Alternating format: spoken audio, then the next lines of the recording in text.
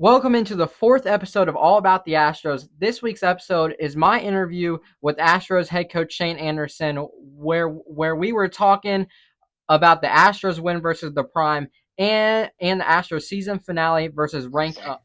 Okay, now it's good. Okay, the first question is why did the Astros choose quarterback Ivory Durham over Daniel Sims as the starting quarterback against the Dallas Prime?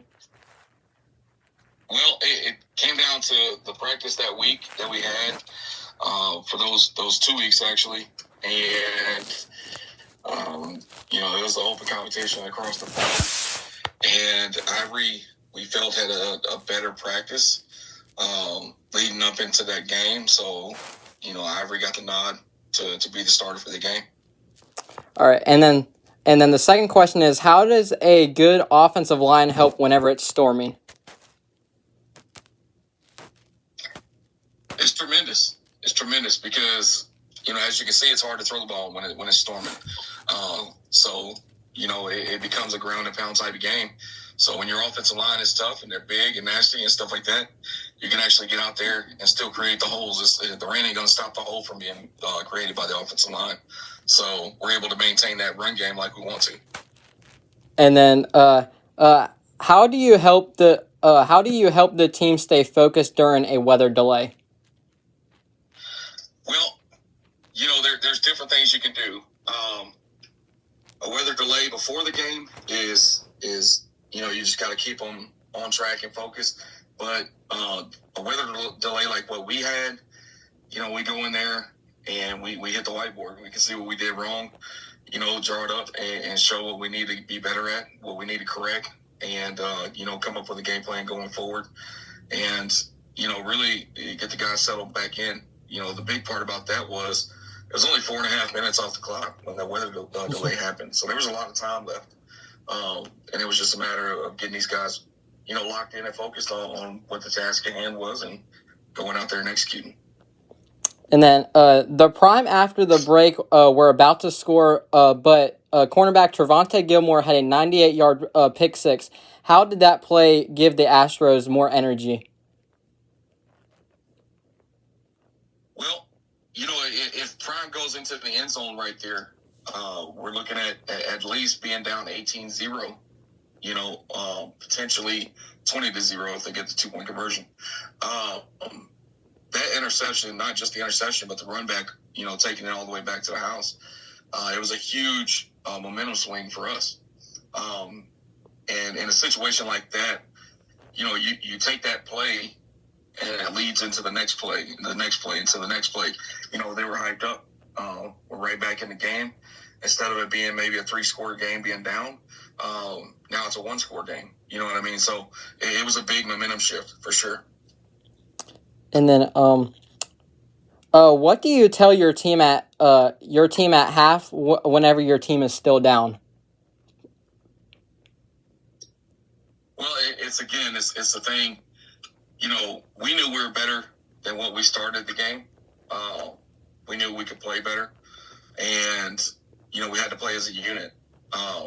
We had plays that were good that stood out, but we have to all play together. We have to play good together as one. And you go down in the halftime, realistically, you look at it, we had our kicker. So, we're only down 3. At that point, it's 24-21. Yeah. We got the last second touchdown at the half again by Ivory, throwing the deep pass.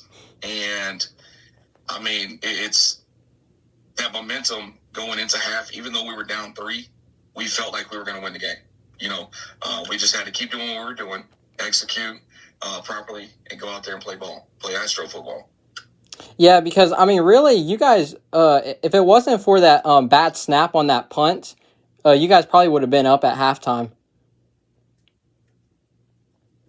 And you look at that, I'm going to tell you, man, Clay Zekin, that was the first bad snap on a long snap that I've seen from him since I've been in Huntsville. Could have been the weather, the ball being wet, stuff like that. Yeah, it's highly possible. But they don't make excuses, though. It was a bad snap. He knew what he did wrong. and he corrected it. You know what I mean? Because following that up, I mean, if you look at it, he's still our long snapper, and we had about 6 or 7 extra points. You know what I mean? At that point after that, so he recovered very well, came out, and didn't let it affect the next snap. The next question is, how does a defense that refuses to let up a score help the offense get rolling? Well, when you got a strong defense, one of the things we pride ourselves on our defense, man. We're a very hard-hitting defense. We can shut down the passing, stuff like that. So, we lean on our front four a lot because we know they can get the pressure on the quarterback. So when you have a defense it's able to, you can take more chances. Just put it like that. Yeah. You can take more chances because you can lean on your defense and things to come up clutch in certain moments. And they have all season for us, and I don't look for that to change anytime soon. What does it mean to the Astros to have a quarterback that recovers from a bad start? Well, it's big, because things are going to happen.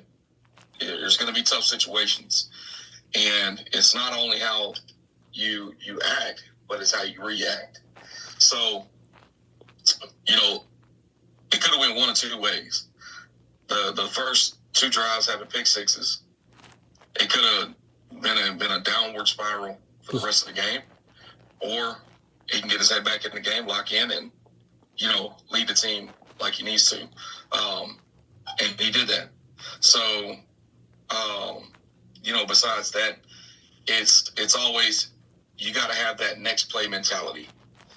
When something bad happens, you drop a ball, even a turnover, fumble, anything like that, can't let it carry over. The play's over with, on to the next play. Yeah, especially because probably my favorite play this year was that one right before halftime whenever quarterback Ivory Durham, he ran out of the pocket and then passed it to Kendall Williams on that deep touchdown. Yeah, no, that was a huge play, man. It was a huge play, and that's the one I'm talking about, like right there at half. Just to be able to escape the sack and then still keep your eyes downfield. He literally threw it 50 yards in the air, and Kendall was what Kendall did what Kendall does. He's Johnny on the spot type guy. He's always going to be right where you need him to be, and it wasn't different on that play. So he was right there. We got the score, went into the half only down 3 instead of being down 10. So that was a big momentum shift too. And then how does a dual threat quarterback give your team an advantage? Well, it's always an advantage when a quarterback can use his legs just as well as his arm, because the defense has to account for that. It's not just the receivers and the running back that can make plays. Quarterback can make plays with his legs too. Then you look at same thing. Our quarterback for the rest of the games, Daniel Sams, comes in at receiver and gets a touchdown at receiver. So it just showcases the athletic ability that those two guys have, and the selflessness to get out there and be able to do what they do. It's something that you always like to have in a dual threat quarterback. But both of those guys, they look to throw before they look to run. But when they do run, man, they can really put it on you. Yeah, especially on that Daniel Sims catching that touchdown. I literally just paused whenever I was watching it, and I was like, wait a minute, that's the backup quarterback now. Yeah, Daniel's played a little receiver here and there throughout his career, collegiate and now. He's fast. He's big. He's long. And he can be a weapon on the outside. So Daniel's just an all-around great athlete, and when you got somebody out there like that can do those types of things, it makes you that much more dangerous of an offense. Yeah. And then the next question is, What was the moment that gave the Astros serious momentum in the second half? The moment that gave us the serious momentum in the second half.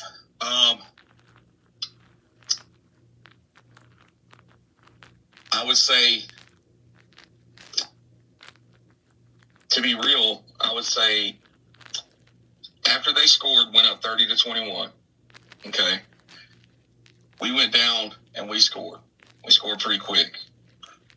On that ensuing kickoff, the big hit that we had that pushed them way back, to where they had to go the entire length of the field almost. Yeah. That right there put us in a great spot because our defense was hungry. They knew what they were working against. They knew what they could do, and they really attacked the ball. And when they did that 3 and out right there, it was a huge shift for us. They had a bad punt, and it was only a couple plays later we scored again. At that point, we take the lead, and from there, we just never look back. Yep. And then Ryan Henry was a key player on defense and special teams. What did he mean to those units? Ryan Henry is one of our captains. He's a leader on that field. He's a leader off the field. He's somebody who I can lean on, and I know he's going to get the job done. He's going to put everything into it. Ryan Henry actually injured his hand early in the second quarter and played through it throughout the game. But Ryan is somebody that when Ryan hits you, Ryan Henry just hits you. He can knock you senseless. He can create the turnover. But his hits get the entire defensive unit so pumped up because it's just the viciousness of his hits. You know what I mean? Yeah. He's an amazing player, and he can cover, man. He's one of the fastest linebackers I've seen. He runs a 4.5 40, and he can really get out there and cover. Very smart athlete, knows what to do. Always fills the right gaps. But yeah, man, Ryan is an all-around player that will step up and play any position. Special teams is not above him or below him. You know what I mean? He'll get out there and do it, whatever it takes for the team to be successful. Ryan will do it. And then wide receiver Kendall Williams has scored in every game this year, having 2 touchdowns against the Prime. What has Kendall Williams meant to the team all year long? So Kendall, and I know you see it whenever you watch the film, Kendall's our smallest receiver. Kendall reminds me a lot of Tyreek Hill. Kendall's that guy that can stretch the field for you, and if you sleep on him, he'll run right by you, which is what he did for the first touchdown in the Prime. But he's always looking for the correct zone to be in whenever a play breaks down, like the second touchdown he had. Kendall's a very smart player. Like I said, blazing fast. Some of the best hands we have on the team. He's Mr. Right where you need him to be. That's what he is. You know what I mean? He's Johnny on the spot every time. So, but no, and like I said, he's blazing fast. You can't teach speed. These guys, they either have it or they don't by now. And Kendall has it. Kendall can run with anybody. And he shows it every week. He's in the end zone. He's got that ability and that special trait about him. He's going to make an impact on the game, even though he's the smallest player on the field. He also has the fastest dance moves, too. He's got the fastest dance moves. Yeah, he's got that. Not a big fan of the dance moves, but he's he gets the crowd going with it. Okay, and then how did the fans help on the Prime third downs, like with making noise? They were tremendous, man. Our fans, they would get loud, disrupt anything calls wise that they got going on. It was a tremendous help from the fans. We love our fans. We appreciate them. They're out there, with their cowbells and everything else, and they make an impact a lot more than they could ever imagine. That's that's a big part of our success. It really is. We play for them, and like I say, and we've said it all season, we play for the name on the back of the jersey. That's why every jersey says Huntsville. Yeah, and I can't wait to potentially go to our first Astros game this week. And hey, man, we'd love to have you out there. It'll be great to meet you, man, in person, and get to show you some of what we can do. It's a lot more fun when it's live. Yeah, man, it's kind of just like with the different schedules with my mom working and all that. But she said her schedule lined up where this week we'll be able to show up to the game. So I cannot wait. That's awesome. I love it, man. That's awesome. And then our next question is, what did it mean to put up a true 50 burger against a tough Prime team? Well, you look at it the way it happened. We had a slow start, and we put ourselves in a hole. We climbed out of that hole, and we started with 21 points. Second half, we knew we were going to have to come out banging, and one of the big things is Prime actually did a great job using the clock going down on that first drive of the third quarter. I mean, they used like 7 minutes. Yeah, I know. They used like the whole entire first half. Yeah, it was close to it, and we weren't giving ourselves any helpings by with the penalties we were getting. So we had to take advantage of every single time we had the ball. In the second half, with quick scoring, big plays on defense. After that first drive, it was pretty much a wrap. We knew what to do, we knew what to expect, and we went out and executed. But yeah, man, it's 31 points in the second half. That was huge, especially against a opponent like Prime.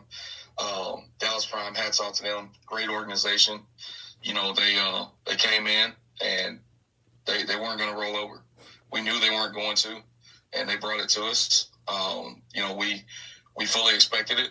Like I said, we expected to win, but we expected a dogfight, and that's exactly what we got. We needed that game. Yep, and then the final question is, the season finale is this week. How excited are the Astros to potentially have an undefeated season in year number 1? It's always exciting for the players. For me, it's a matter of getting the job done. I'll talk about it being undefeated after we're actually undefeated. Yeah, what I mean. So we have to get through this game. We have to go out there and do our job.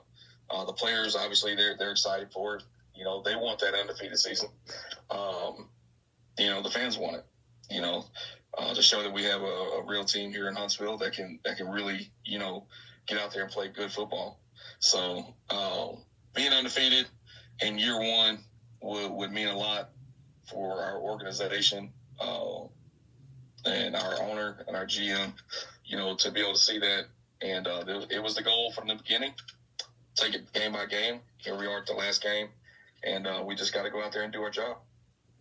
All right, thanks, Coach, for coming on yet again. And this is all about the Astros, I guess. Yes, sir. I appreciate it, man. Thank you for having me on. All right, thanks, man. Hey, I can't wait for this weekend, man. I really cannot, because I've always been wanting to go to the Astros game since I heard the announcement, and now that we're going this weekend, I just cannot wait. Yeah, no, for sure, man. It's going to be a great time. It's going to be a great game, and I'm looking forward to it, man. I've known Tyrone over there with Rank Up for a while now. And he's got some phenomenal athletes. We actually have 3 of the athletes on our team came from Rank Up. Wow. So they put out good athletes. And it's 3 starters. We got Robert Rim, Evan Cooper, and Ronald Withers, our offensive lineman. So, it's going to be a good game. I expect the same thing from them like I expected from Brown. Nobody's going to roll over. Yeah. Especially because Rank Up is in Florida, right? There. Yeah. Based out. Okay, yeah, that's what I thought. Because I was looking at before, whenever I heard the announcement, I'd like to look at different game tape from all the games on YouTube to try to see who's some of their best players and all that. Their quarterback number 8 is pretty good. They got some good guys. Quarterback can run. they got a big receiver, man. They got a receiver on the outside. It's like 6'5". He's a little slimmer. I think he weighs like 215. But we're gonna have our hands full. It's gonna be a tough game. I expect 60 minutes of good football, and same time, like I always say, if we execute out there and do what we're supposed to do, it'll be another big victory. Yep. All right. Thanks. Thanks for coming on, Coach. All right, buddy. I appreciate you, Isaac. Hey. See you this weekend then. Yes, sir. Yes, sir.